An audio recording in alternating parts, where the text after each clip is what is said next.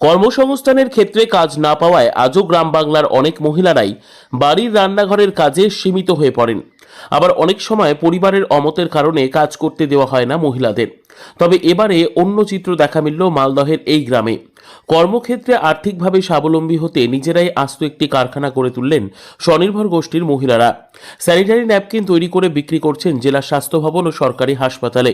মাসে প্রায় লক্ষাধিক ম্যাটারনিটি প্যাড তৈরি করে আয় করছেন লক্ষাধিক টাকা। নিজেরাই কলকাতা থেকে স্যানিটারি ন্যাপকিন তৈরির ম্যাটেরিয়ালস এনে কারখানায় তৈরি করছেন প্যাড।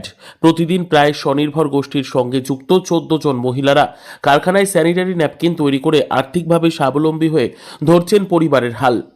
ম্যাটারনিটি প্যাড প্রথমে তো আমরা ওই যে রোলটা কাটিং করি, কাটিং মেশিন দিয়ে, তারপরে মাপ মতো কেটে নিয়ে তারপরে আবার ওটাকে পিস করে পাতলা করে ছুটাতে হয়।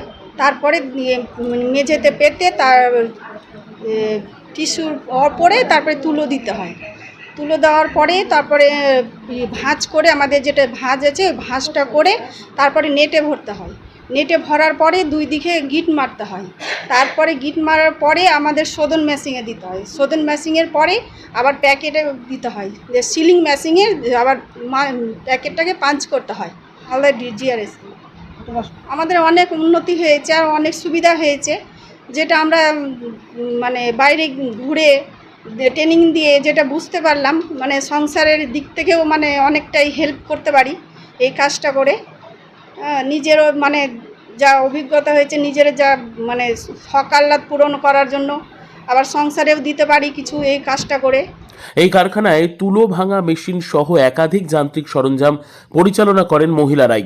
বর্তমানে কারখানার একটি ইউনিটে 14 জন মহিলা মিলে প্রতিদিন প্রায় 2800টি ম্যাটারনিটি প্যাড তৈরি করেন।